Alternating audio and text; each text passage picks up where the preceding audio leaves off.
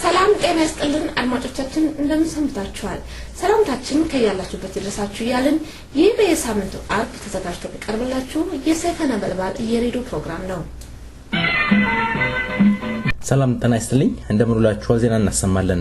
የአፍሪካ ህብረት አባል መንግስታት መሪዎች በሀገሮቻቸው ከዓለም አቀፍ የጦር ወንጀለኞች መዳኛ ፍርድ ቤት አባልነት ስለመውጣት አለመውጣታቸው ለመነጋገር በቅርቡ ይሰበሰባሉ።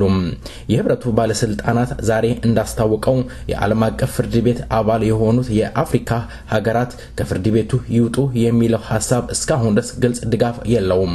ይሁንና የኬንያ ፈለግ ከመከተል የሚሹ አባል መንግስታት መኖራቸው በግልጽ ይታያል። የኬንያ ምክር ቤቱ ሀገሪቱ የሮም ስምምነትን ከሚባለው ዓለም አቀፍ ፍርድ ቤት አባል እንድትወጣ በቅርቡ ወስኗል። የኡጋንዳ ባለስልጣናትም የኬንያን የመከተል አዝማሚያ አሳይተዋል። መሪዎቹ ጥቅምት መጀመሪያ አዲስ አበባ ውስጥ ለመነጋገር የፈለጉት የጋራ የሚሉት አቋም ለመያዝ ነው። ከ54 አፍሪካ ሀገራት 34ቱ የፍርድ ቤቱ አባል ናቸው።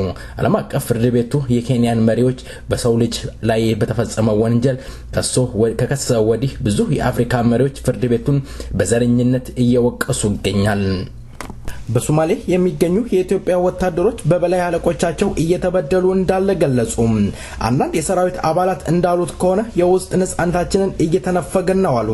እንደ ወታደሮቹ አገላለጽ በትግራይ ተወላጅ አመራሮች በሌላ ብሔረሰብ ተወላጅ ላይ የሚደርሰው ግፍ እጅግ ቅጥ ያጣ ነው ሲሉ ገልጸዋል።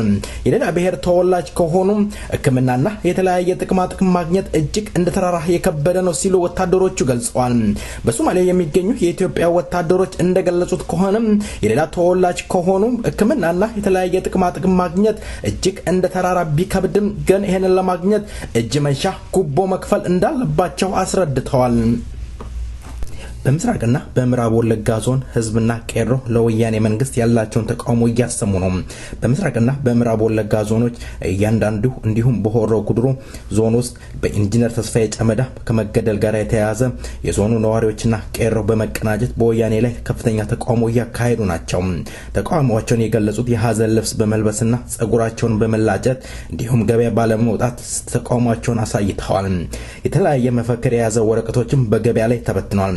በጊዳ አያና ወረዳ እንዲሁም በአባጣፋ በተባለው ቦታ ጉቱ ዋዮ ወረዳ ቦኪ በተባለው ጌታቸው በየነና አስፋው ቢፍቱ ታደሰ የተባሉ ፖሊሶች የህዝብና የቄሮ ተቃውሞ በኃይል ለመቀልበስ ሲሞክሩ ህዝብና ቄሮ በመቀናጀት በድንጋይ ደብድቦ እንዳባረራቸው ለማወቅ ተችሏል።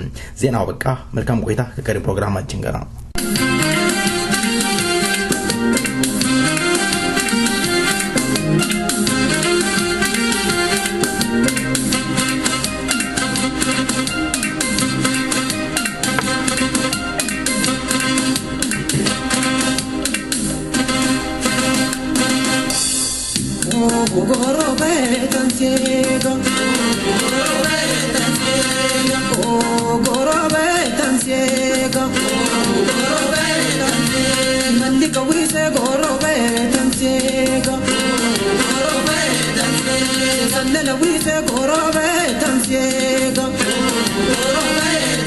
ቁጥሩ በርከት ያለ የኦሮሞ ተወላጅ ኢሬቻን ባህል ያከብራል።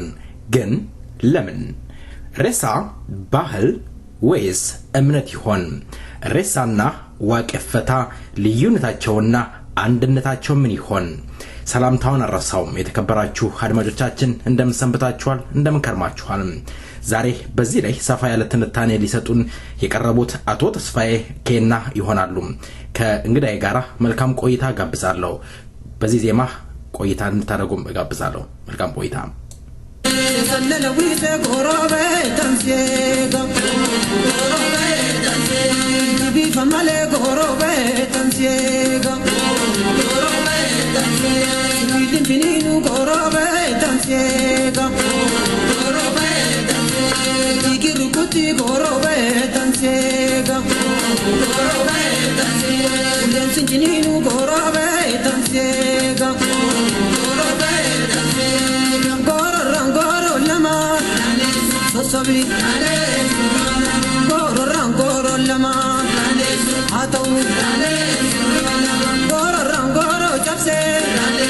malif goro rangoro chapse hatau le manya rama le ma kolama pasabika ime pasai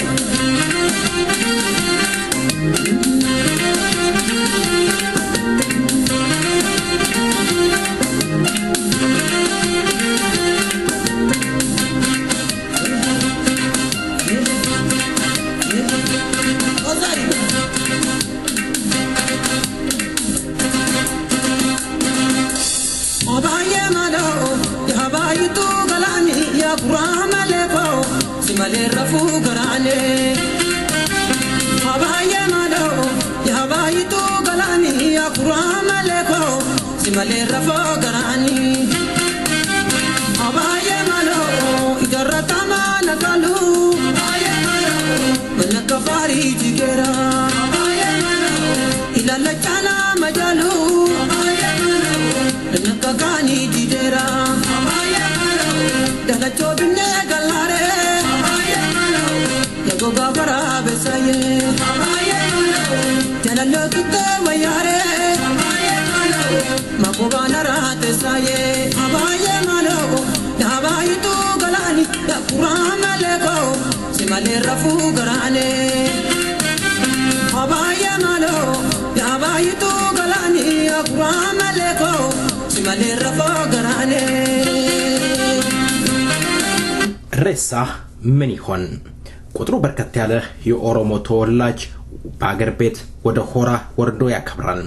በዚህ በውጭም ያሉ በርካታ የኦሮሞ ተወላጆች እንደ ባህሉ ያከብራሉ።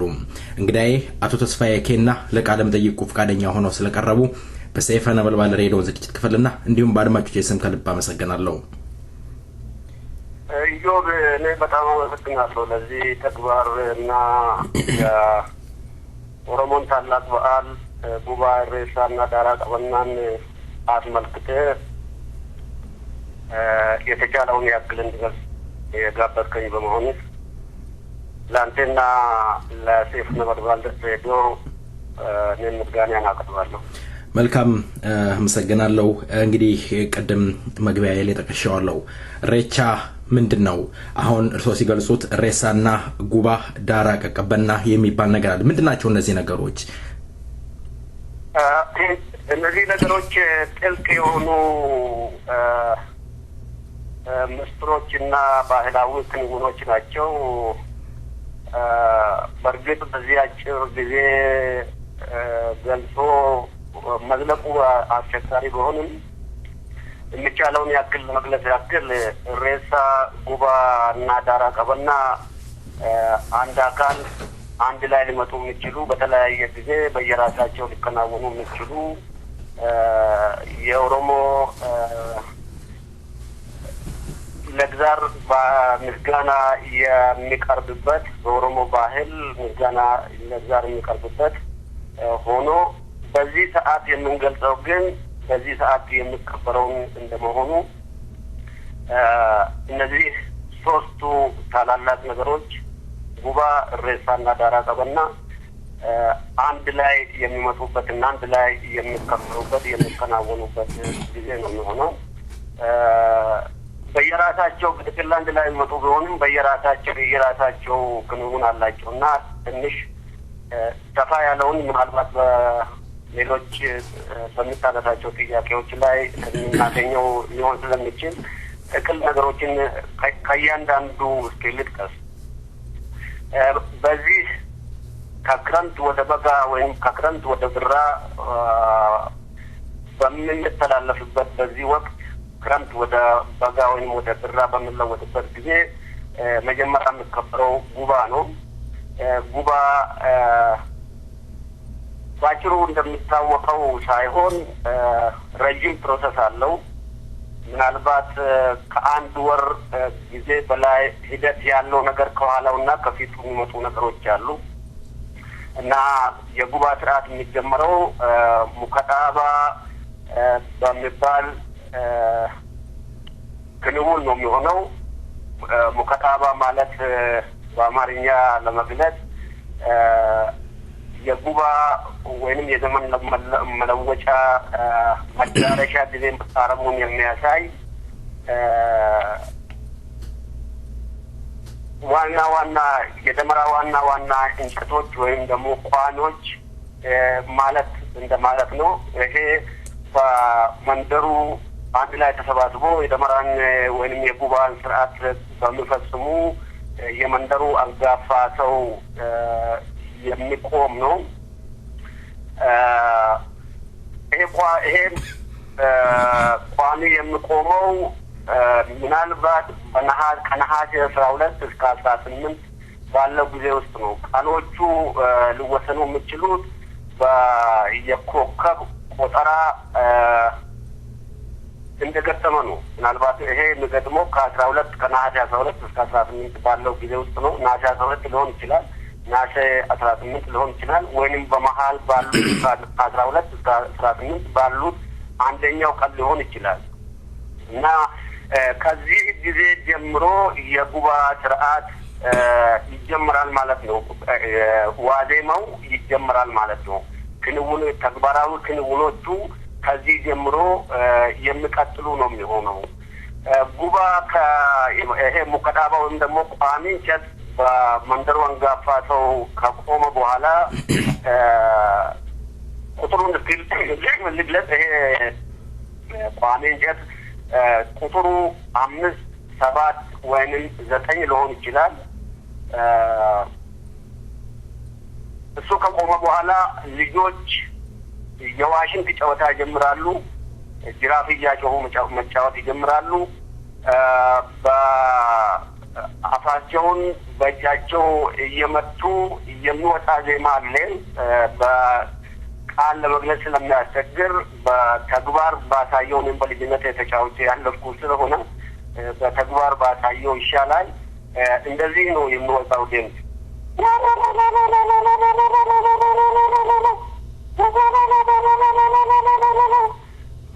በዚህ ሁኔታ ልጆች ከዚህ ጊዜ ጀምሮ ዋሽንት ጨዋታ አሁን ያወጣሁትን ድምፅ በመጫወት የመስቀል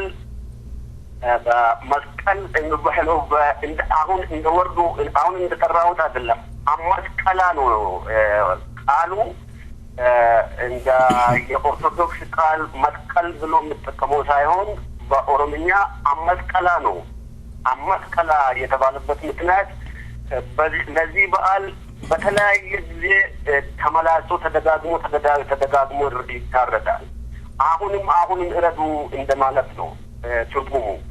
ስለዚህ መስቀል ሳይሆን ለማንም ሰው ለኦሮሞም ለሌላውም ሰው ግልጽ መሆን ያለበት ይሄ በዓል መስቀል ተብሎ ስለሚገለጽ ከቃሉ ስህተት የተነሳ መስቀል ለኦርቶዶክስ ሃይማኖት ተከታዮች መስቀል ሆኖ ሊጠራ ይችላል።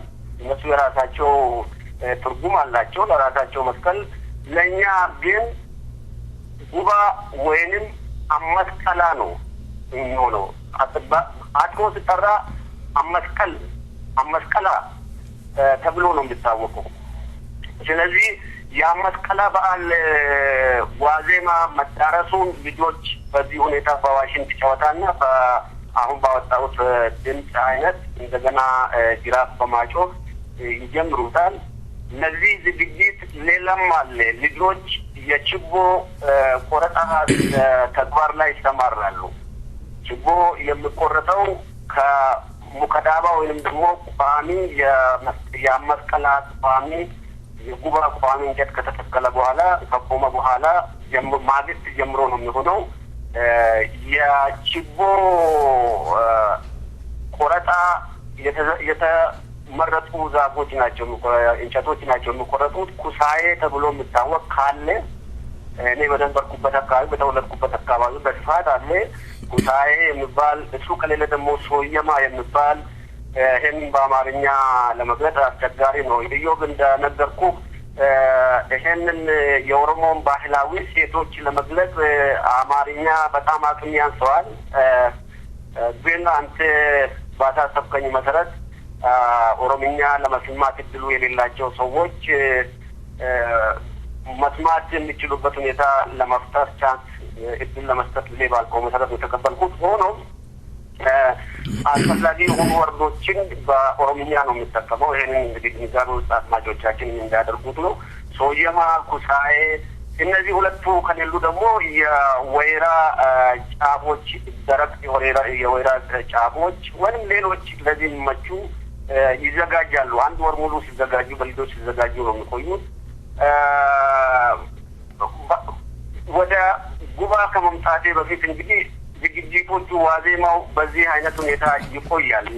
የአመስቀላ የበዓል ላይ የማገዶ ራሱ በዕለቱ ከእብደጆሌ ጀምሮ የልጆች ደመራ ጀምሮ ቀን ጀምሮ ወንዝ ወርዶ ሴቶች መስበር ነውር ነው።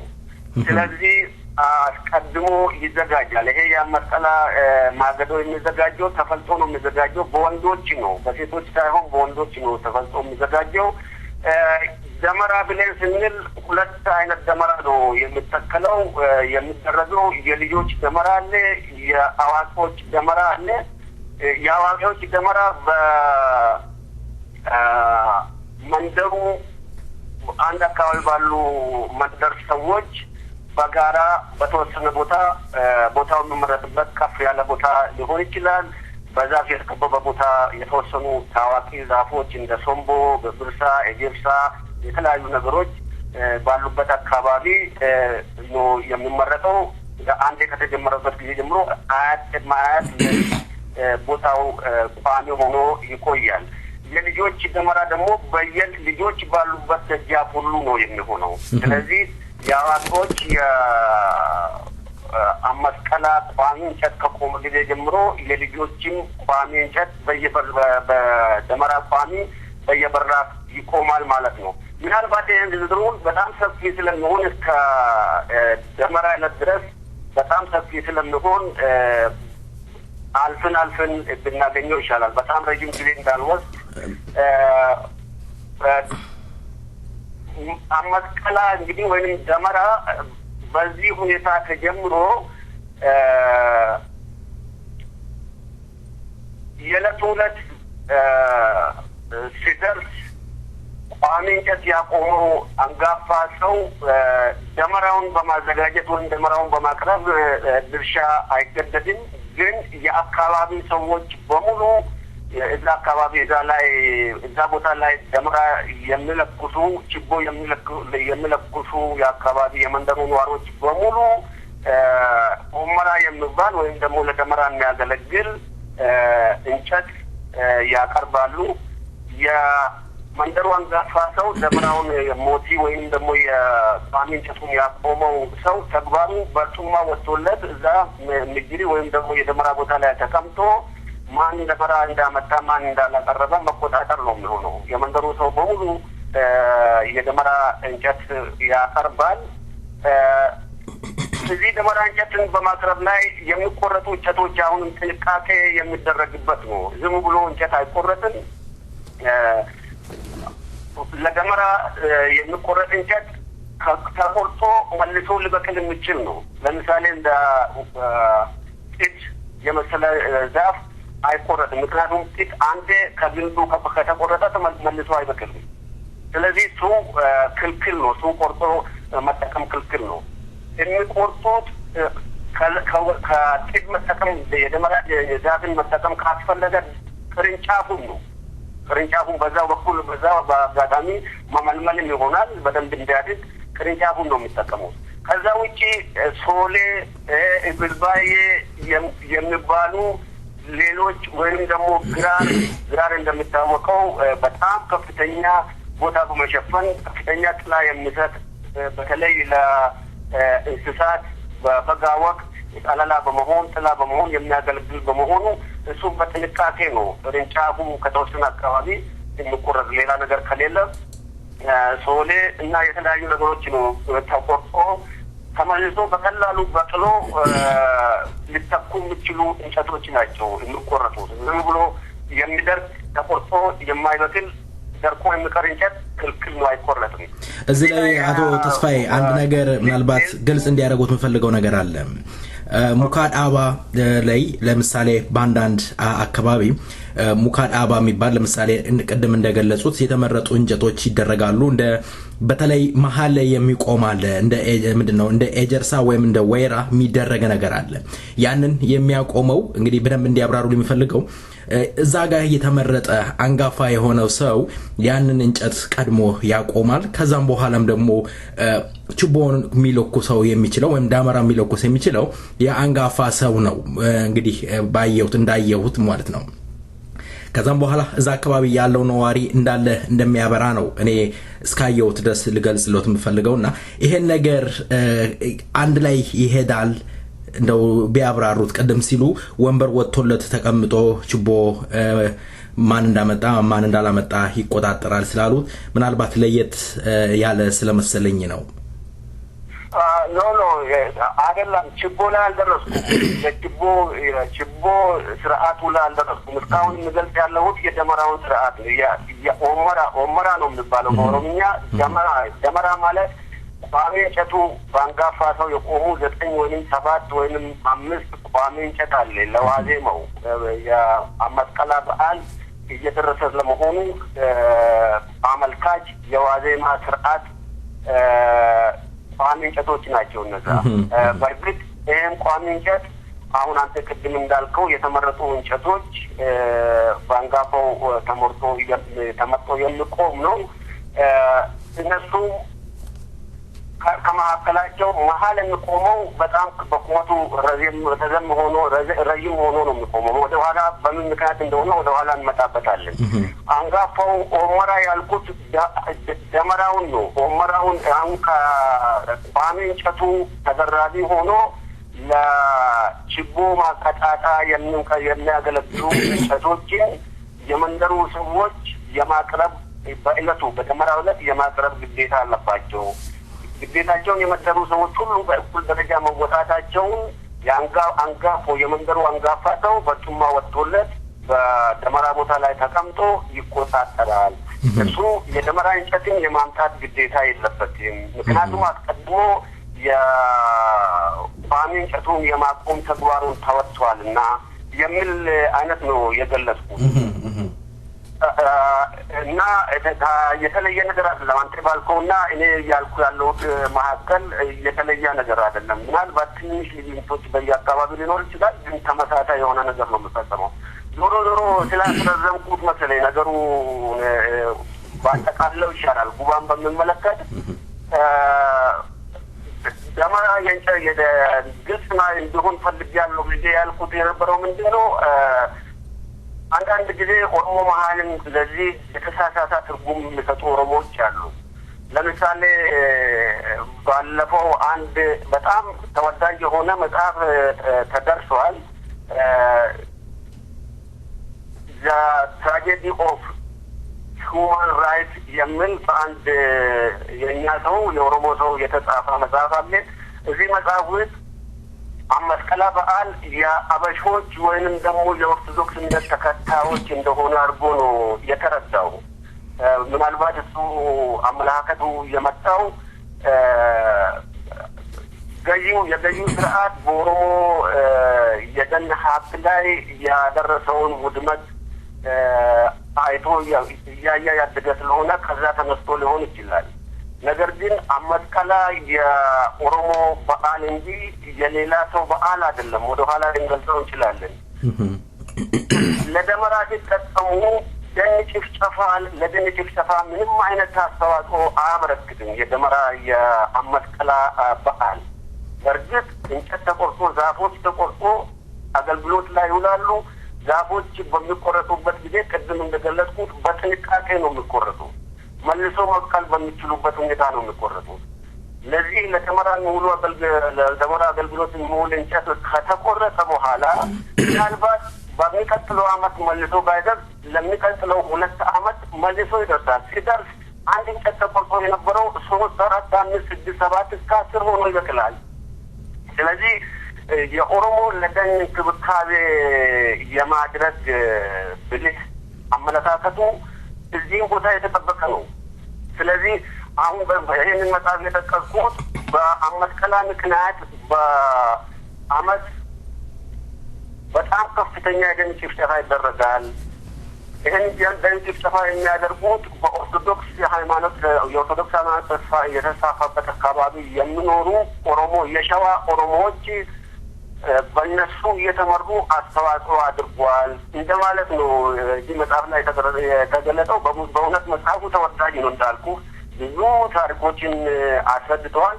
እዚህ ላይ ግን የተሳሳተ ነገር ስላየሁ ነው መግለጫ አጋጣሚ ተጠቅሜ መግለጽ የፈለኩት። አንደኛ ነገር አመስቀላ የሌላ ሰው አይደለም፣ የማንኛውም የባዕድ አካል አይደለም። አመስቀላ የኦሮሞ ነው። በእርግጥ በተለያዩ ሃይማኖት መስፋፋት ምክንያት እነዚህ የተስፋፉ ሃይማኖቶች የአመስቀላም ባህል ለማስቀረት ከፍተኛ ዘመቻ ያደረጉ ስለሆነ በተለያዩ የኦሮሞ የህዝቦቻችን አካባቢ ይሄ እየተረሳ ሄደዋል። አሁን ሸዋ ተብሎ የተገለጸው ነገር አንደኛ ሸዋ የሚባል ኦሮሞ የለም። ይህን ግንዛቤ ውስጥ መግባት ያለበት ነገር ነው። ነገሩ ከዚህ በዓሉን ከመግለጽ ጋር የሚያያዝ ባይሆንም ግልጽ ግንዛቤ እንዲኖር ያስፈልጋል። አመስቀላ የኦሮሞ እንጂ የሌላ ባዕድ ሰው አይደለም። አመስቀላን በማክበር ተብሎ የሚጨፈጨፍ የሚካሄድ የደም ጭፍጨፋ የለም። በጥንቃቄ የሚደረግ ነገር ነው። ይህ ግንዛቤ ውስጥ በሰዎቻችን በብልህ አባቶቻችንና አያቶቻችን የተቀመጠ ነገር አለ። ሁለተኛ ኦሮሞ የሸዋ ኦሮሞ ብቻ አይደለም። የኦሮሞ ባህል ነው ስንል የሸዋ ኦሮሞ ብቻ አይደለም። በተለያዩ ሃይማኖቶች መስፋፋት ምክንያት ምናልባት ወደ ቱለማና እስመጫ ተጠቃሎ የቀረበት ሁኔታ ሊታይ ይችላል። በእኛ ዘመን ማለት ነው። ግን በአጠቃላይ የኦሮሞ ብቻ ሳይሆን የኩሽ ባህላዊ እሴት ነው የመስቀላ በዓል። ደመራን የማብራት ደመራ ጉባ ወይም በስፋ ጊዜ ለመግለጽ ነው ደመራን የሚጠቀመው። የኩሽ ሰው እሴት ነው፣ ባህላዊ እሴት ነው። ኦሮሞ ከዛ ነው የተቀበለው። በእርግጥ ሰርቫይቭ ያደረገው ፈርዖናውያን አስቀድሞ ኩሻዊ ፈርዖናውያን አስቀድሞ የተመቱ ስለሆነ ሰርቫይቭ አድርጎ የቀረውና በብዛት የታየው በኦሮሚያ ነው። ኦሮሚያ ደግሞ በምኒልክ ወረራ ከተሰበረችበት ጊዜ ጀምሮ በሌሎች አካባቢ በከፍተኛ ደረጃ ሌሎች ስፔሻሊ ስልጡን ሃይማኖቶች በተስፋፉበት አካባቢ በቀላሉ እንዲረሳ እንዲቀር ተደርጓል። በዚህ ምክንያት አሁን ስፔሻሊ ወደ ቱለማ እና እስቲ ሸዋ አሁን ሸዋ ተብሎ የተሰጠው ስም በጥቁር ውሃ፣ በግቤ ወንዝ፣ በባኮ ወንዝ፣ በአባያ ወንዝ የተከለለ በጣም እጅግ ሰፊ መሬት ነው። እነዚህ ሰዎች ትክክለኛ ስማቸው መጨና ቱለማ ነው። ትክክለኛቸው ውስጥ ሸዋ የሚባል ነገር የለም። መልካም አቶ ተስፋዬ፣ እንግዲህ ስጋቴ ወደ ሌላው ጥያቄ ሳንሄድ ረጅም ሰዓት ወሰድን። እውነት በሌላ ጊዜ ሰፋ ያለ በሱ ላይ በዚህ በተለይ የኦሮሞ በየወንዝ ተከፋፍሎ ያለው የመጣውን አሰያየም እስኪ ልንዳስስ እንሞክራለን። አንዱ ወለጋ፣ አንዱ ሸዋ፣ አንዱ ሐረር እየተባለ የሚጠራው ከምን የመጣ እንደሆነ እንዳሳለን። እስኪ ወደ ሌላው ጥያቄ ላምራ። አቶ ተስፋዬ፣ ደደርባና ዲባዩ ምንድናቸው? እንዴትስ ሊካሄድ ይችላል? በማንስ ነው የሚካሄደው? ምናልባት እንደው ቅድም እንደገለጹት ይሄም እንደው ባንጋፋ በሚባል ሊካሄድ ይችል ይሆን? በጣም ጥሩ ነው። እንግዲህ ወደዚህኛው ከመድረሴ በፊት በጣም ይቅርታ አድርግልኝና ያችን አይታጥሬ ልጥቀስ። ነገሮች ይዞኝ ወደ ገላ ስለዘለቁ ነው። የደመራ ሰዓት እንግዲህ እዚህ አሁን የምናወራው ነገር ደደርባና ዲባዩ ረዥም ሰዓት ያላቸው ናቸው። በተለያየ ጊዜ የሚፈጸሙ ናቸው። ግን ከዚህ ጋር በተያያዘ ነገር ለማያያዝ የደመራ ስርዓት በዚህ ሁኔታ ከተከናወነ በኋላ ችቦ ይዘጋጃል። በልጆች የተዘጋጀው ችቦ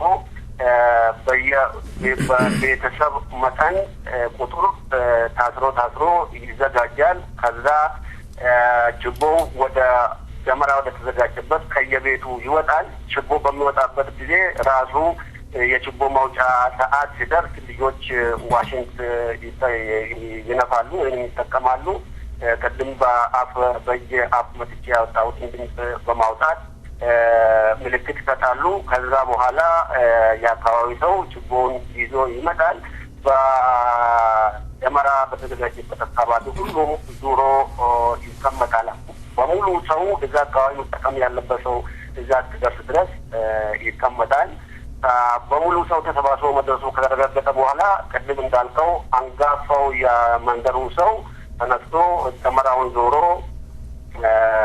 በሰላም አመቱን ዞሮ ለአመስቀላው እንደሞ ምንድነው የሚባለው እስኪ አንጋፋው ሰው የችቦ ጋይስ ተስፋዬ እስኪ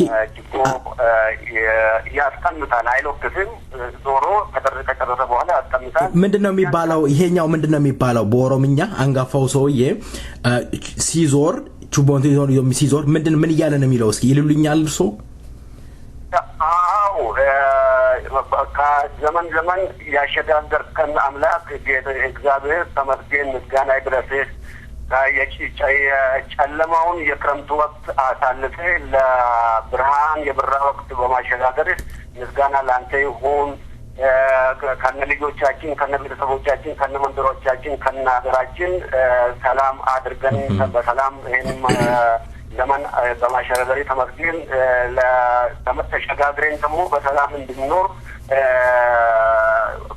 ባንተ እናምናለን እንነታለን እያለ ነው የሚዞረው ዞሮ ያስቀምጣል አንዳንድ ቦታ ላይ ደግሞ ሞራኛታ ወራኔ ለሀፍቱ ጎመቱ ወራኔ የሚባልበት ሁኔታም አለ እነዚህ የመንደሩ ምቀኛ የሀገር ምቀኛ የሀገር ሙዋርተኛና ለፋፍተኛ አስወግድልን እንደማለት ነው እንደ ሁኔታው ነው ግን በዚህ መንገድ ዞሮ ያስቀምጣል እያንዳንዱ ሰው በቦታው ላይ ችቦ ለማከታተል ወይም ለማድረስ ሲመጣው እሱ ባደረገው መሰረት እንደ ታላቅነትና እንደ ታናሽነት ስራ በስራ ያስቀምጣሉ ከዛ በኋላ ሁሉ ይሄን ስራ ማከናወኑ ከተረጋገጠ በኋላ አንጋፋው ሰው ዞሮ ያስቀመጠውን ችቦ ይለኩሳል እያንዳንዱ ሰው ተራ በተራ ይለኩሳል ከዛ በኋላ ደመራው ይቀጣጠላል ደመራው ተቀጣጥሎ ካለቀ በኋላ መጨረሻ ላይ ይጠበቃል ተተክሎ የነበረው ቋሚ እንጨት ሞቲ የሚባል ወይም ደግሞ ከውስጡ ረጅም የሆነው እንጨት እስኪወድቅ ድረስ ይጠበቃል እሱ ሲወድቅ ሁሉም ሰው ጦሩን ወይም ደግሞ ዱላውን ወደሱ ቀስሮ ይልበታል ይሄ ማለት የችግር ወቅት የጨለማ ወቅትና ክረምት ከችግር ቆጠር አይደለም ግን ችግሮች አሉ በክረምት ወቅት እሱንን ለመግለጽ ነው የጨለማ ወቅት ወደ ብርሃን ወቅት በሰላም አልፎልናል አንተ ሄዳል ይሄንን ተቀብለናል እንደማለት ነው ክረምቱ መሸኛ ነው የጨለማው ወቅት መሸኛ ተብሎ ድምጽ ወጥቶ እሱ መውደቁ ረጋገጣል ይሄ ብቻ አይደለም በነበልባሉ በእሳቱ በችቦ ከተለኮሰ በኋላ በእሳቱ ነበልባል የሚተነበው ነገሮች አሉ የታወቁ ነገሮች ዘመን ይተነባል ዘመኑ የጦርነት ነው የሰላም ነው የረሃብ ነው የጥጋብ ነው የምን ነገር ይተነባል እና ትንባ ብዙ ጊዜ የሚሆንና የሚይዝ ነው ከጥንት በምልክቶች በጥንት በተረጋገጡ ምልክቶች የሚተነበይ ስለሆነ እነዚህ ነገሮች ከሆኑ በኋላ እንግዲህ ይሄንን ምርቃት ይደረጋል በዚህ ሰዓት የችቦ ስርዓቱ ካለቀ ሞቲው ወይም ደግሞ የቋኑ እንጨቱ ጫፍ ረጅሙ ከወደቀና አሁን ያልኩትን ነገር ከፈጸሙ በኋላ የምርቃት አለ በዙሪያውን ይከቡና በለገነ ነጋም ባተኒ ዋኖ ተኒ ወረተኒ ምሳተት የታርግተን ነው በየተነተን ወሰደኝ ድሮት ያናን ነው ብሎ አንጋፋው ይመርቃል ከዛ ተከታው አንጋፋዎች እንደየደረጃቸው የተመሳሳይ እሱ ያለውን ነገር ይመርቃሉ ተከባው መራባ ስለዚህ ነጋም ባተኒ ዋኖ ተኒ ወረተኒ ምሳተት የታርግተን ነው በየተነተን ወሰደኝ ድሮት ያናን ነው ተባብሎ ተመራርቆ ወደ ቤት ይሄዳሉ እና በዚህ በዓል እንግዲህ ረጅም ስለሆነ ያልገለጽኩት ነገር ምንድነው ያለው የርድ ስርዓት አለ ይታረዳል ወደ ቤት ከተገባ በኋላ ሁሉም ሰው በቤቱ የተዘጋጀውን ይበላል ይጠጣል።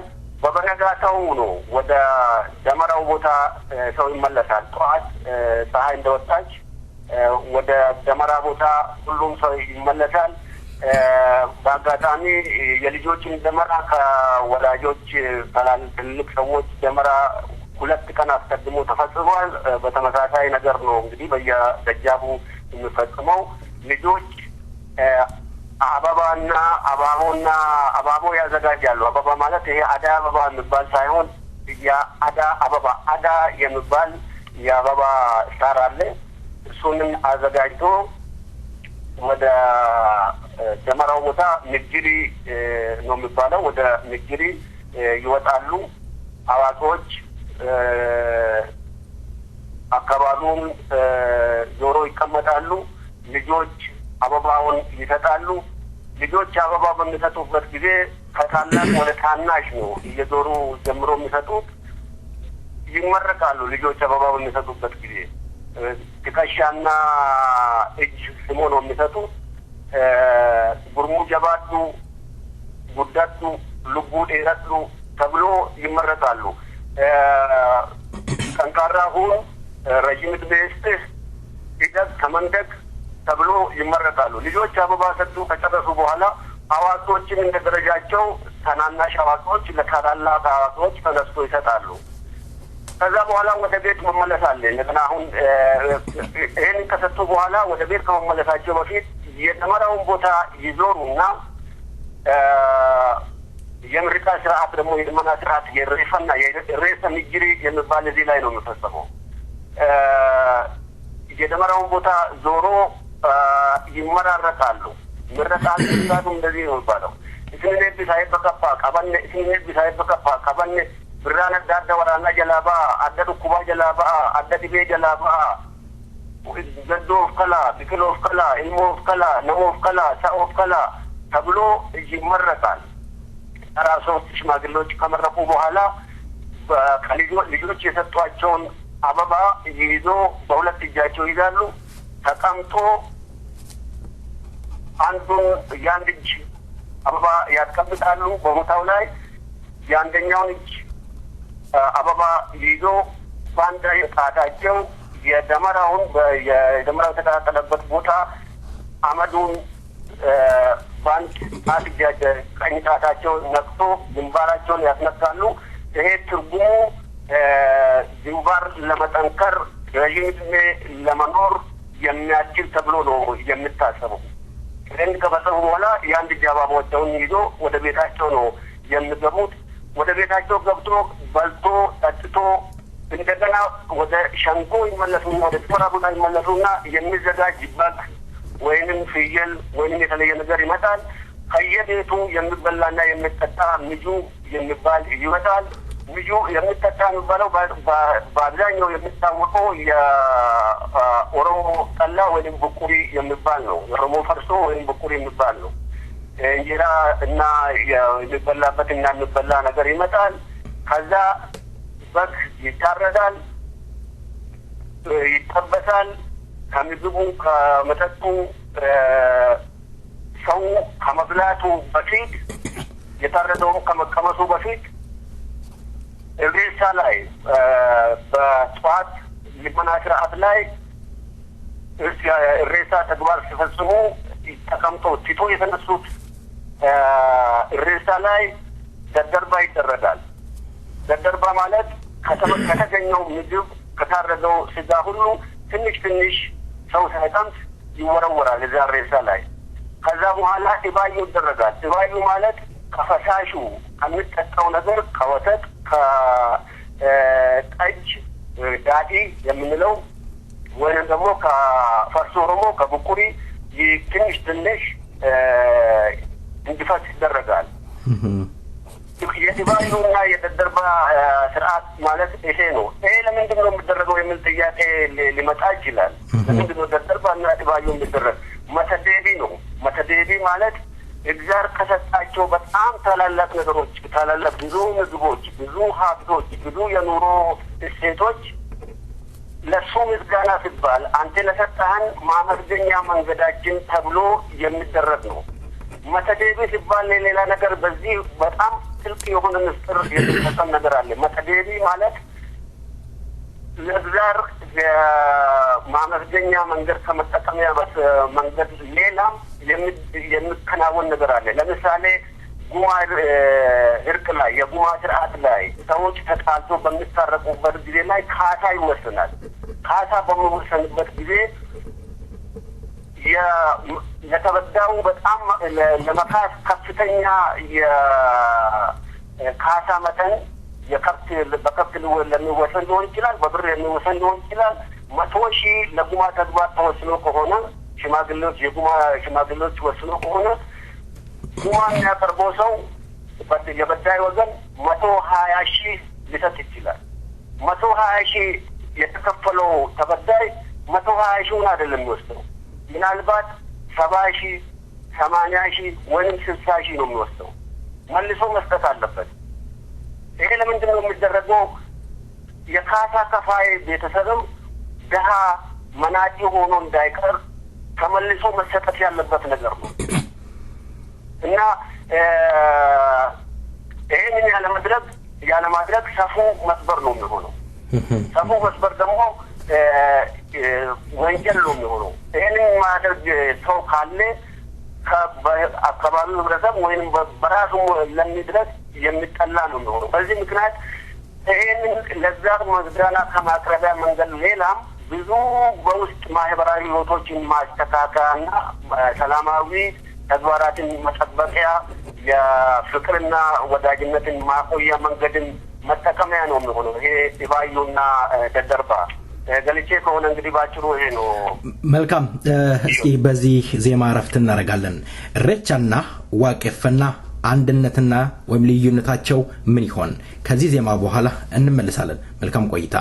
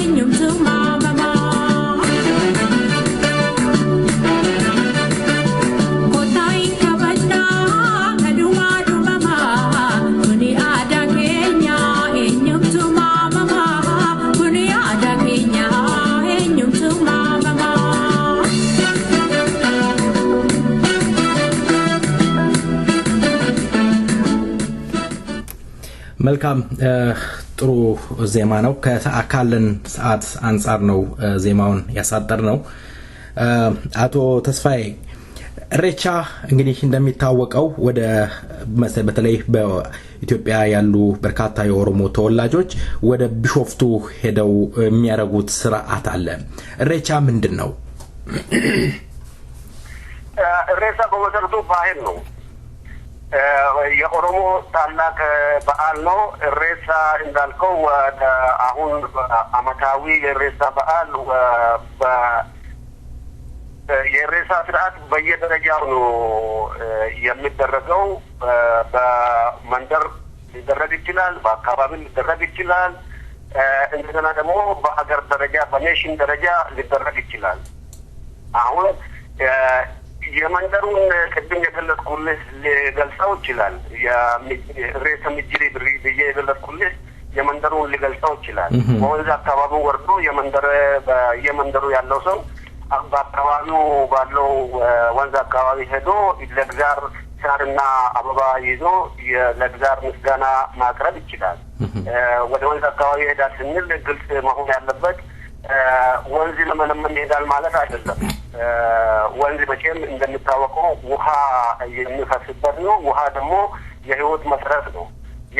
ይህንን የህይወት መሰረት የሰጠን ጌታ ተመስገን እንደማለት ነው ብሎ ምስጋና ለማድረስ ነው እዛ አካባቢ ተገኝቶ የልመና ስርዓቱን የሚያደርጉ። ስለዚህ በኦሮሞ ደረጃ በኦሮሞ ኔሽን ብሔራዊ ደረጃ የኢሬቻ በዓል በሀገር አቀፍ ደረጃ የሚከበረው አርሰዲ ወይንም ቢሾፍቱ አካባቢ አርሰዲ የሚባለው ሌክ ወይንም ደግሞ መልካ አካባቢ ሄዶ ነው የሚያደርጉት። ይሄ ከየሁሉም አቅጣጫ ያሉ የኦሮሞ ተወላጆች፣ ወጣቶች፣ ሴቶች፣ አዛውንቶች ሁሉ ተገኝቶ በጋራ የልመና ስርዓት የሚያደርሱበት ነው። ስለዚህ እሬሳ በአጠቃላይ እንግዲህ በአብዛኛው ለምንድን ነው ቅድም ለመግለጽ ሞክራለሁ፣ ለምንድን ነው ሄዶ እዛ የሚለማመን ለምን ወንዝ ሄድ ያስፈልጋል የሚል ነገር ሊኖር ይችላል። እንዳልኩት ውሃ ህይወት ነው። ያለ ምግብ እና ያለ ውሃ መኖር አይቻልም የሚባል ቢሆንም ውሃ ባይኖር ምግብ መጀመሪያ ምግብ ራሱ የለም። የምግብ ማዘጋጃ መሰረቱ ውሃ ነው። ለሰው ለእንስሳት የህይወት መሰረት ነው። ስለዚህ ደግሞ በምድር ላይ ካለው ተፈጥሮ አንዱ አካል ነው። ይሄንን ወንዝ ለህይወት መሰረት የሆነውን ውሃ የፈጠርክ ጌታ ተመስገን። ከወንዝ በክረምት በዚህ ጊዜ ወንዝ መልካ ይዘጋል፣ ይከፈታል። ሬሳ የመልካ ሬሳ አመት ሙሉ ሲደረግ ሊኖር ይችላል። ሬሳን ማለት ነው፣ ሬሳናን ማለት ነው። ስምና ተግባር አድርገን መግለጽ እንችላለን። እዚህ ላይ ሬሳ እንደ ስም ስንወስድ ለምለም ሳር ነው። የጨቆርሳ ሳር ነው የምንለው፣ ለምለም ሳር ነው። ይሄንን ለምለም ሳር በተለያዩ ጊዜ ለተለያዩ ተግባር ይጠቀማሉ ሰዎቻችን። ለእርቅ ማወጃ፣ ቅድም እንዳልኩ የቁማ መነጋገሪያ፣ ጥቃቅን የሆኑ የጥላቻ ቁርሾችን ለመፍታት እሱን ይዞ ነው የሚጠቀሙት። በዛን ጊዜ ሬሳ አይባልም። በዛን ጊዜ ሳር ነው፣ ለምለም ሳር ተብሎ ነው የሚጠራው። ወደ መልካ ይዜ በምትሄድበት ጊዜ ለዛር መለመኛ ወደ ተራራ ወይም ወደ ሌላ ጊዜ ቦታ ይዜ ሬፈናን ለማድረግ ሬፈና በሚሆንበት ጊዜ ተግባር ነው የሚሆነው። ስሙ ወደ ተግባር በሚመጣበት ጊዜ ሬሳ ይሆናል። ሬሳ በሚሆንበት ጊዜ እግዚአብሔርን በማመስገኛ ስም ነው የሚቆረጠው። በዛን ጊዜ ዋጋው ከፍተኛ ይሆናል። አበባው ሳሩ ሳርና አበባ አይደለም ብቻ አይደለም። ሳርና አበባ በሌለበት አረንጓዴ ቅጠሎች፣ የተወሰኑ ቅጠሎች አሉ የማይደረጉ። ለምሳሌ ቆመኝ የሚለው ነገር አለ። እሱ ለሬፈና አትገለገልበትም። ለሬፈና ብቻ ሳይሆን እንስሳትን አትመታበትም። ወደተ ነገር አለው። ወዳ ደግሞ እሱ ሌላ ነገር ውስጥ ለሚከተል ወደዛ እንሄድም ክልክል ነው ለማለት ነው። ከነሱ ክልክል ከሆኑ ነገሮች ውጪ ሄደህ ጊዜ መልካ ላይ ይሄንን ለምለም ሳር የሰጠህን ይሄንን አበባ የአዳ አበባ አዳይ አበባ አይደለም፣ የአዳ አበባ አዳ የሻሩ ስም ነው። አበባው ደግሞ አበባው ነው፣ የሚያብበው ነው። ይሄንን የአዳ አበባ የሰጠን ጌታ አምላክ እግዚአብሔር ተመስገን። ከክረምት ጨለማ ወደ በጋ ብርሃን ያሸጋገርከን፣ ወደ ብራ ብርሃን ያሸጋገርከን ተመስገን። ላደረክልን እናመሰግናለን። የሚመጣው በጋ ነው። መልካም የበጋ ዘመን አድርግልን። የጥጋብ የተዘሩ እህሎች አሉ። የተለያዩ ነገሮች የሚጠበቁ ከውጭ በተስፋ የሚጠበቁ ነገሮች አሉ። እነሱም በሰላም አድርሰን ተብሎ ለሚያምኑት ለማግኘት ለሚፈልጉት የሚለምኑበት፣ ላገኙት ነገር ደግሞ የሚያመሰግኑበት፣ ክረምትን የሚሸኙበት፣ ብራ የብርሃን ወቅትን የሚቀበሉበት የመለማመኛ ስርዓት ነው። ሬፈና ይሄ ነው። ሬሳ እንዳልኩ ሳሩ ነው፣ የሳሩ ስም ነው፣ ወይንም የአረንጓዴ ቅጠሉ ስም ነው የሚሆነው። እዚህ ምናልባት ተሻግሬን ማን መጣ ከሆነ በዚህ በሬሳ ስርዓት ምንድን ነው የሚከናወነው? ሌላው ነገር ብባል በጣም ከፍተኛ ኦሮሚያዊ እሴት ቂም ተያይዞ እርስ በርስ በቅያሜ እያሉ አብሮ እሬሳና ማድረግ አይቻልም። አስቀድሞ ቂሙ መፍታት አለበት። በዚህ መሰረት ኦሮሞ ተጣልቶ ከአንድ አመት በላይ መኖር ሁሉም ሰው የጉባን የሬሳን የዳራ ቀበናን የዲባዩን ተግባር ማከናወን አለበት። አመታዊ ተግባር ነው። ስለዚህ ይሄንን ቂምን በተያያዘ ማድረግ ስለማይችል የአካባቢ ሽማግሌዎች የአካባቢ ሰዎች የሚያውቁ ከሆነ ለሚመለከተው የአካባቢ ሽማግሌ ያቀርባል። ሰዎች የማያውቁ ቀላል ቂም እንኳን ውስጥ በምስጢር ይዞ ከሆነ ከሰዎቹ አንዳቸው ከተጠያያኖቹ አንዳቸው ሄዶ ለአካባቢ ታዋቂ ሽማግሌ እኔ ከከሌ ጋር ትንሽም ቢሆን ቂም አለኝ፣ ይሄን ቂም ይዤ አብሬው ደመራ አላደርግም፣ አብሬ ሬሳ አላደርግም፣ አብሬ ዲባዩና ደደርባ አላደርግም፣ ስለዚህ ይታይልኝ ተብሎ ይቀርባል። የሀገር ሽማግሌዎች ተለበተበዛው አክሶ በዳውን ካሳ እንደከፈል አድርጎ ያስታርቃሉ። ስለዚህ የእርቅና የሰላም መውረጃ ጊዜ ጥቂት ጭምር ድረስ ነው። ምክንያታዊ ከፍተኛ ተግባር ድረስ ነው ጭምር ነው ሬሳ ለማለት ነው። መልካም አቶ ተስፋዬ እንግዲህ ቀደም እርሶም እንደጠቀሱት የኦሮሞ ባህል አብዛኛዎቹ በኦሮምኛ ነው ሲገለጹ ግልጽም ሊሆን የሚችለው ግን እንደ ሴፍ አገላለጽ በርካታ የኦሮሞ ተወላጅ በሚሊዮን የሚቆጠር ኦሮምኛ የማይችላልና ለሱም እንዲደርሰው ሌላውም የተቀራውም ህዝብ ደግሞ ስለ ኦሮሞ ህዝብ ባህል ጠንቅቆ እንዲያውቅ ስለምንፈልግ ነው። በተለይ በዚህ ኢሬቻ ባህል ላይ ብዙ ጊዜ ሲሰነዘር ምን ሰማቸው ነገሮች አሉ። በኢሬቻ ባህል ላይ ቡና ቀላ ይካሄዳል። ምንድነው ቡና ቀላ ማለት? በሌላ አንፃር ደግሞ ከዞር ሲባል ኦሮሞ ድንጋይ ቅቤ ይቀባል፣ ባርዛፍ ቅቤ ይቀባል። በተለይ ደግሞ እያጓራ ዛር ወረደብኝ እየተባለ እዛ ጋር የሚጨፈር ነገር አለ። የሚባለው ኦሮሞ ሰይጣን ነው የሚያመልከው ከእግዚአብሔር ጋር ሳይሆን እግዚአብሔርን አያውቅም እስከ ማለት ተደርሷል። ኢሬቻ እምነት ነው የሚሉ ሰዎች አሉና ይሄንን እስኪ ግልጽ ያድርጉልኝ። ኢሬቻ ባህል ነው? ቅቤ ድንጋይ መቀባት ለምን አስፈለገ? የምን ኢሬቻ የምን ቃሉ ነው ወይም የምን ቃልቻ ነው ዛጋ የሚጮኸው የሚያጓራው? በኦሮሞ ባህል ውስጥ አለ ይሄ? በመጀመሪያ ነገር ከመጨረሻው ልጀምርልህ እስኪ። ሰይጣንን ነው ለማመን ወንዝ የሚወርዱት የሚባል ነገር መጀመሪያ ነገር በኦሮሞ ወርድ ውስጥ በኦሮሞ ቃል ውስጥ ሰይጣን የሚባል ነገር አይታወቅም። እንደ ኦሮሞ ሰይጣን የሚባል ነገር አናውቅም እኛ። ሰይጣን በመጽሐፍ ቅዱስ ውስጥ ተጠቅሶ ያለ ነገር ነው። እሱ ለምን ተጠቀሰ አንልም፣ ግን እንደኛ ሰይጣን የሚባል ተፈጥሮ አናውቅም። ሰይጣን ከጥቁር ይመሰላል።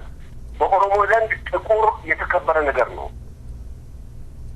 ጥቁር ሰማይና ለን ከሰማይ እግዚአብሔር ከሰማይ ላይ ነው ያለው ብለን ባንልም እኛ እንደ ኦሮሞ የምናምነው እግዚአብሔር በቅርባችን መኖሩን ነው፣ ከእያንዳንዳችን ጋር መኖሩን ነው በመንፈስ ግን ወይም በአያና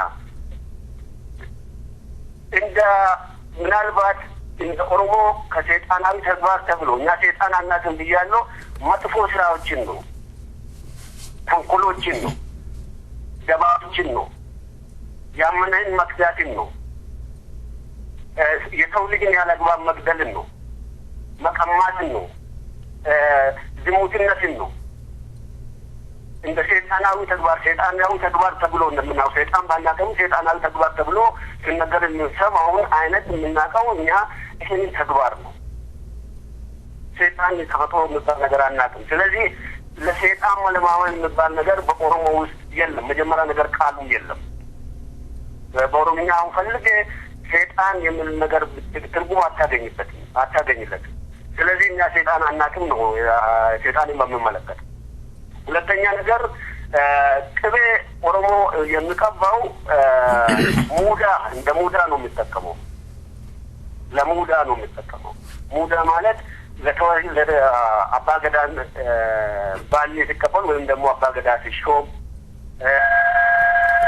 ሰው ጀግንነት ፈጽሞ ሲመለስ ሴት ወልዳ ባራስ ስትሆን የተለያዩ ነገሮች አስፈላጊ ተመሳሳይ የሆኑ ነገሮች በሚፈጸሙበት ጊዜ ለሙዳ ነው የምንጠቀመው እንጂ በቅቤን ድንጋይ በመቀባት ኦሮሞ አይታወቅም። በኦሮሞ ባህል ውስጥ የለም።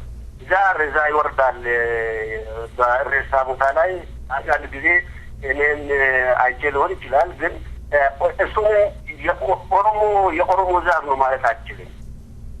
እዛ ቦታ ላይ የተለያዩ ሰዎች ይመጣሉ።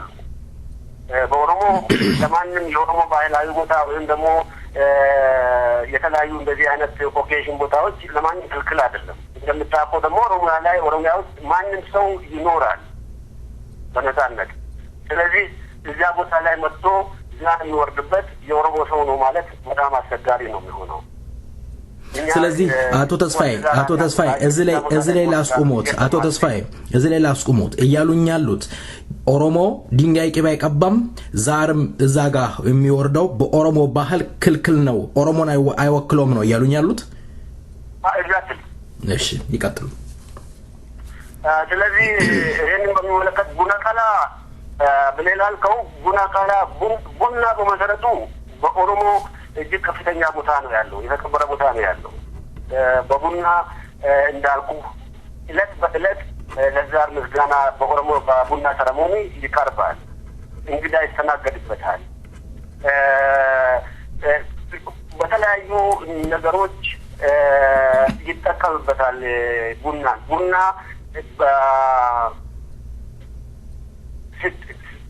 ስታጭ ልጅ ወንድ ልጅ ለሴት ልጅ በወንድ ልጅ ስታጭ ቡና ነው የሚቀርበው። ድግም ቡና ቅሽር ያልተቀሸረ ማለት ነው። መታጫ ለመታጫ ያክል የሚያከበው እንደ ገንዘብ ሳይሆን እንደ ብዙ ሳይሆን እንደ ትርጉም አለው። ቡናን ከሻር ጋር ማቅረብ አክብሮት ነው። ለእግዚአብሔርና ለሰው ለተፈጥሮ ያለን አክብሮት ለመግለጽ ነው። እሱም ይዘህ የምትሄደው ከፍተኛ ዋጋ ያለው አይደለም። አንድ ግንልቻ ነው የምንለው በወንፊት ተሞልቶ አንድ ወንፊት ተሞልቶ ነው የሚቀርበው። ወንፊት ላይ የሚሰፈርበት ምክንያት አለው። ወንፊት አስተላላፊ ነገር ነው እና የወርማታ ወይም ደግሞ የመራባት ምልክት ነው የሚሆነው። በዚህ ምክንያት ነው እሱ ላይ የሚቀርበው። ስለዚህ ቡና በተለያዩ ነገሮች ይጠቀምበታል። ቡናቃላ ማለት ይህን ቡና ስርዓት የቡና ሰረሞኒ ከፍ አድርጎ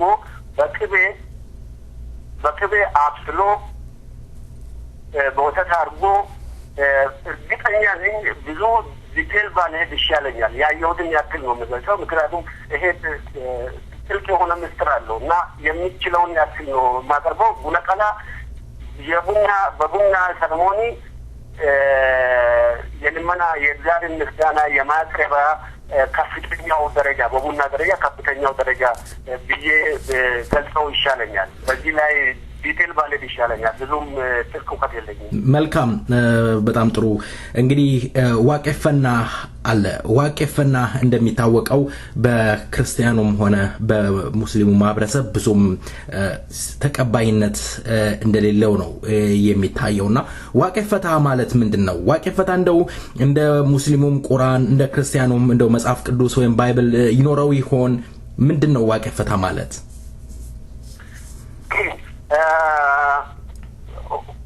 አንደኛ ነገር ዋቄፈና የታወቀ አይደለም የሚባለው እውነት ነው። የታወቀ አይደለም የሚባለው እውነት ነው ብዬ በምልበት ጊዜ መታወቅ የሌለበት ነገር ነው ማለት አይደለም። ዋቄፈና አንደኛ ቅድም እንዳልኩ ሬሳ እምነት አይደለም። የኦሮሞ ታላቅ ባህላዊ እሴት ነው። የኦሮሞ አለባበስ፣ አነጋገር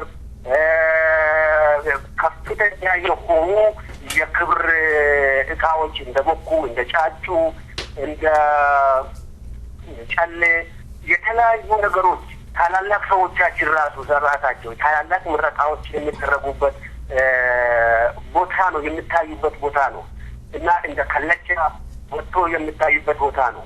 ናሽናል ብዬ ያልኩ ቅድም 5 የገዳ ስርዓቶች አሉ። የ5ቱ የገዳ ስርዓቶች ቦኮዎች፣ ጫጩዎች፣ ከለቻዎች ይወጣሉ እዛ ቦታ ላይ እዛ አርሰዲ ላይ ወጥቶ ይቀርባሉ። እንዳየው ይሄንን መግለጽ አስፈላጊ አይደለም። ምን ያክል ውበት እንዳለው ምን ያክል የሚያስቀና ከፍተኛ እሴት ባህላዊ እሴት መሆኑ በተግባር የታየ ስለሆነ እዛ ላይ ብዙ መግለጽ አስፈላጊ አይደለም።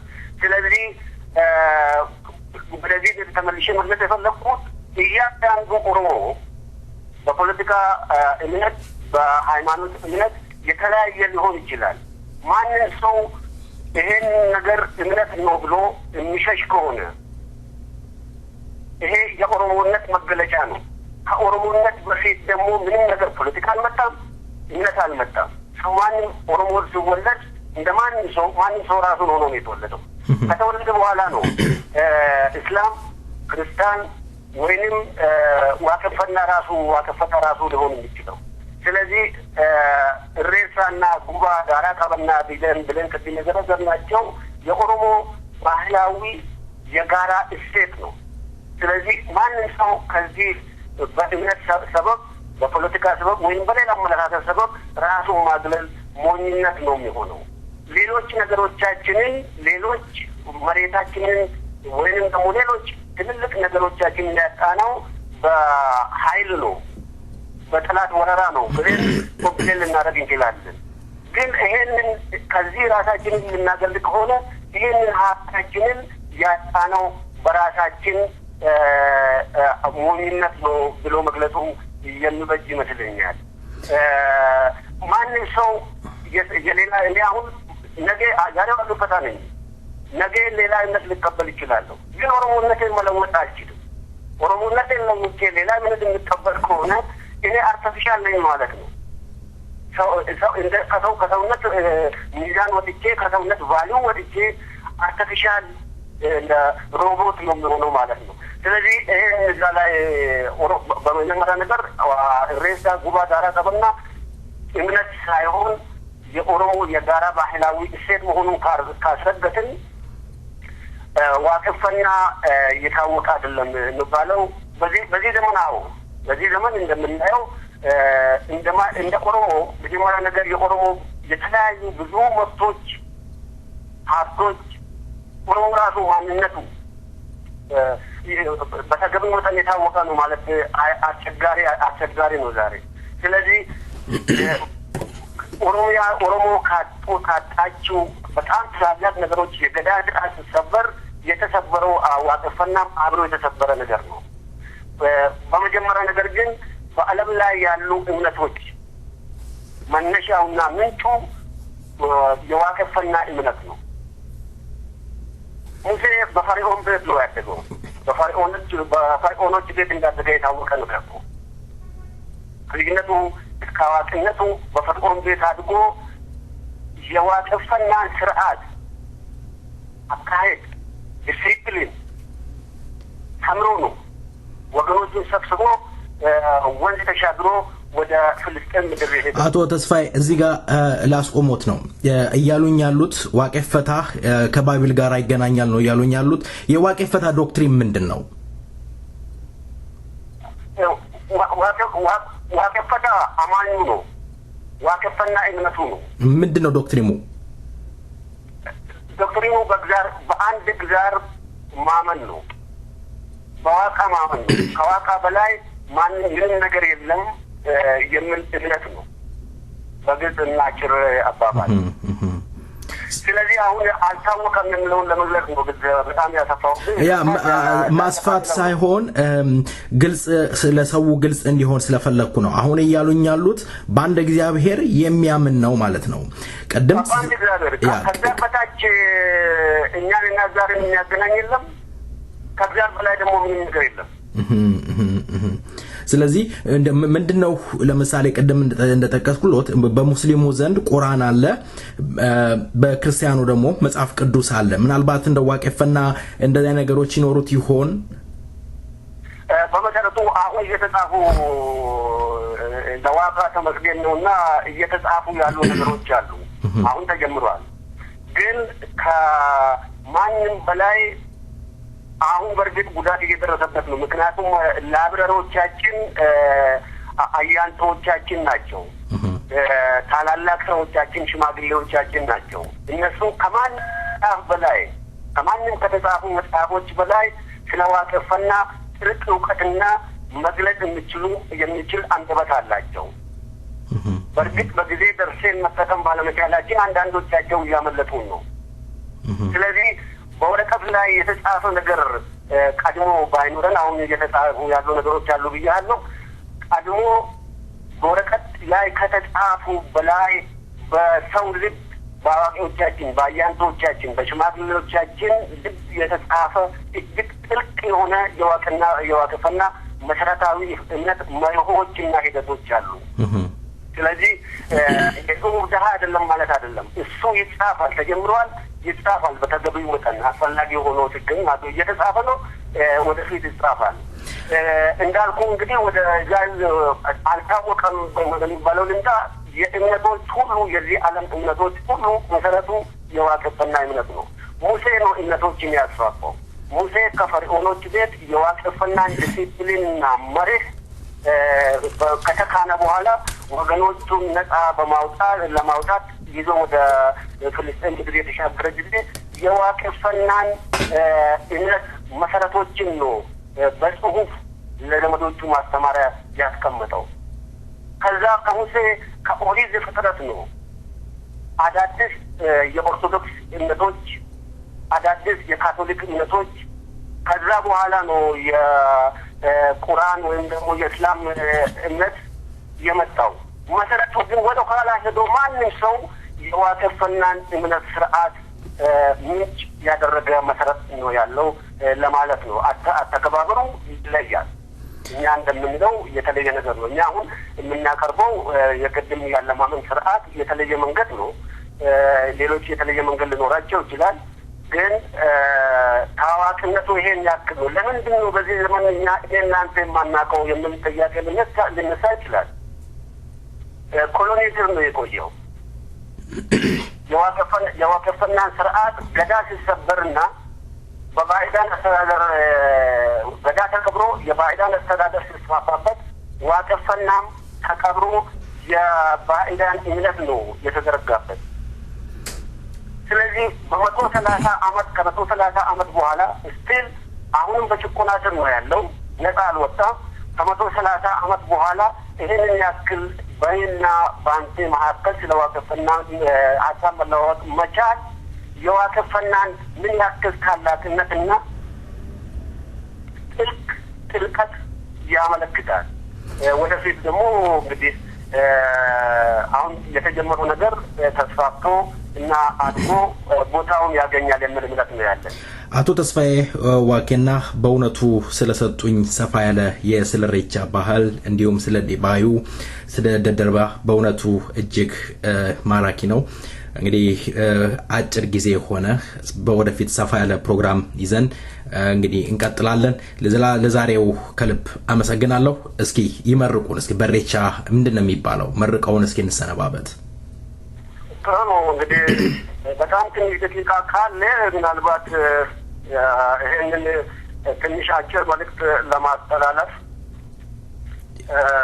አንደኛ ነገር እንዳልኩት ኦሮሞ በሙሉ ይሄን ጥሪ በትክክል ተገቢ የሆነ ጥሪ አስተላልፍ ያለው ማለት አልችልም። ተገቢ የሆነ መግለጫ ሰጥቼ ያለው ማለት አልችልም። ግን ከጥልቅ ባህል የተቻለውን ያክል ነው ለመጨረስ የሞከርኩት።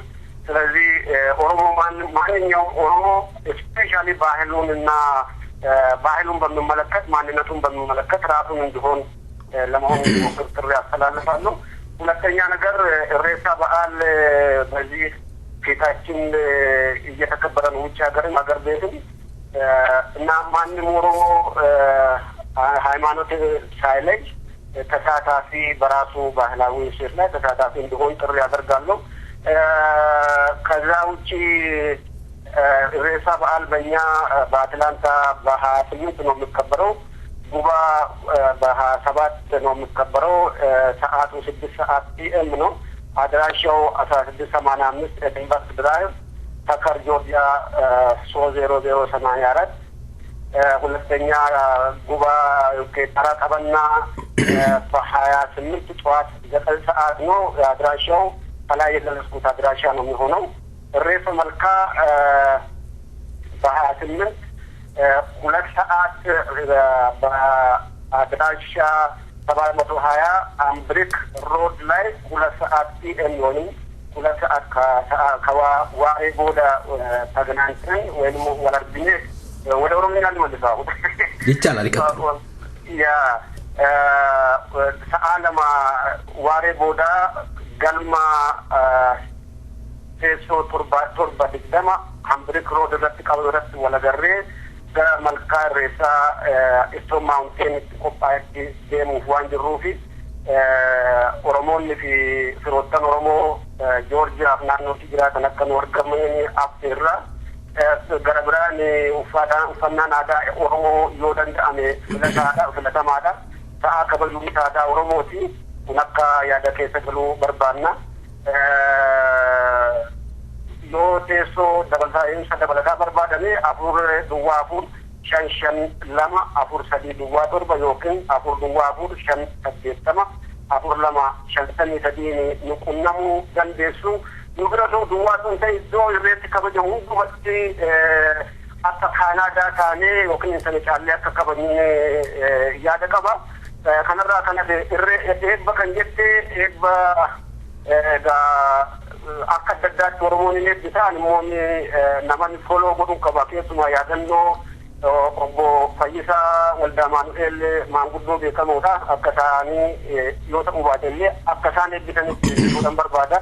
Hayyee waaqa bokkuu gurraachaa waaqa ciicoo gurraatti waaqa roo burqaa walaabu waaqa 90 garbaa waaqa 9 booranaa waaqa 7 bareentummaa waaqa caffeetumaa waaqa 5 gadaa Oromoo waaqa hangafaa qixisuu waaqa sabboo goonaa waaqa ituun gannaa waaqa xiqqoo mandoo waaqa raayyaa zeeboo waaqa machaa tuulamaa kan nagaan nu bulche nagaan nu haa bulchu kan nagaan nu bulche nagaan nu haa oolchu irraa boran waa tolchu dogoggoran nu haa oolchu amaanutti haa ta'u ammaataan haa ta'u waliigaltee nu yaa kennu waliigalee nu yaa tolu bara nagaa haa ta'u nama nagaa haa ta'u ayyaana nagaa haa ta'u malkaa nagaa haa ta'u tulluu nagaa haa ta'u rakkinni gadadoon darbaa haa ta'u kan du'e kiraan qabbanaa jeesu kan hidhanaa hiikkatu kan biyyaa ba'ee deebi'ee haa galu bishaanii jiru hin dheebotin midhaanii jiru hin beelayin jirbii jiru hin daarin bilisummaa jiru hin qabroomin jaalalaa jiru waliin jibbin tokkummaa jiru addam ba'in ayyaanni dhufu kun ayyaana milkii haa ta'u milkiidhaan maseennaa deessu naa hokkaltu